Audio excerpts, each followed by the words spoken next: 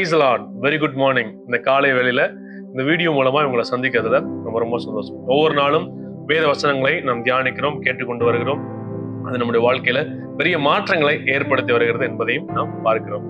அந்த மாதம் முழுவதும் அன்பை குறித்து சில காரியங்களை தொடர்ந்து நாம தியானிச்சுட்டே வர்றோம்.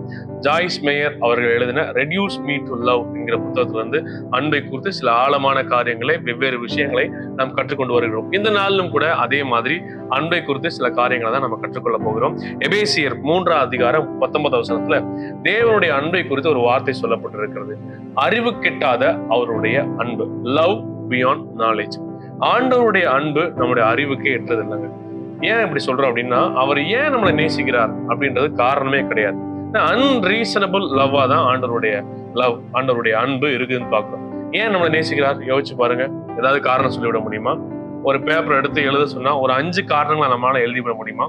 ஆண்டவர் வெறுப்பதற்கு வேணா காரணங்கள் நம்மளால எழுதிட முடியும். ஆனா ஆண்டவர் என்னை ஏன் நேசிக்கிறார் அப்படின்றதுக்கு நம்மளால ஒரு நல்ல வேலிடான ஒரு ரியல் ரீசனை நம்மளால எழுதி விடவே முடியாது. ஏன்னா அவருடைய அன்பு நம்முடைய அறிவு கெட்டாத அன்பு, அது அன்ரீசனபிள் அன்பு. அது எந்த காரணமே கிடையாது. அவர் நேசிக்கிறார், இதுக்குதான் நேசிக்கிறார், எந்த குவாலிட்டியா தான் நேசிக்கிறார். நான் இப்படி நல்லா ஜெபம் பண்றேன் அதான் நேசிக்கிறார், நல்லா பைபிள் வாசிக்கிறேன் அதான் நேசிக்கிறார், நல்லா கொடுக்குறேன் அதான் நேசிக்கிறார். இந்த ரீசன் எல்லாமே ஒரு இன்வேலிடான ரீசனா தான் இருக்குமே தவிர்த்து ஒரு வேலிடான ஒரு ரியல் ரீசன் நம்ம கிட்ட இல்லவே இல்லை. அவருடைய அன்பு அப்படிப்பட்ட அன்பு. ஆண்டவர் ரீசன் பார்த்து அவர் நேசிக்கல, மாறாக நீட் பார்த்து, தேவை அறிந்து நேசிக்கிறார். யாருக்கு அன்பு தேவையோ அவரிடத்துல போய் ஆண்டவர் அன்பு செய்கிறார் என்று பார்க்கிறோம். எந்த ரீசனுமே கிடையாது, ரீசன் எல்லாம் நம்ம நேசிக்கிறார். ஆனா அவர் நீட் பார்த்து நேசிக்கிறார். என்ன நீட்? இன்னைக்கு இவனுக்கு அன்பு தேவையா, அவன்கிட்ட அன்பை கட்டார்.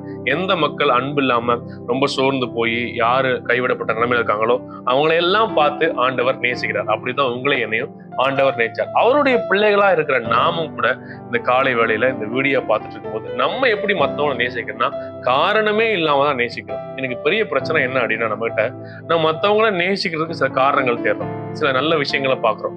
இது இருந்தா நேசிடலாமா, இந்த காரணம் இருக்கா, அவங்க நல்லவங்களா இருக்காங்களா, அவங்க எனக்கு பிடிச்சிருக்காங்களா, நல்லது செய்யறாங்களா, ஏதாவது கொடுத்துருக்காங்களா, ஏதாவது ஹெல்ப் பண்ணிருக்காங்களா அப்படின்னு பாக்குறோம். குடும்பத்திலேயே பாருங்க, கணவன் மனைவி இந்த மாதிரி பேட் குவாலிட்டிஸ் எல்லாம் இருக்கு, அதனால நேசிக்க மாட்டேன், நீ இப்படி மோசமா இருக்க நேசிக்க மாட்டேன்னு ரீசன்ஸை சொல்லி அவங்கள வெறுக்கிறோமே தவிர்த்து, ஆனா ரீசன் வச்சு நேசிக்கவே முடியாதுங்க. அதுதான் உண்மை.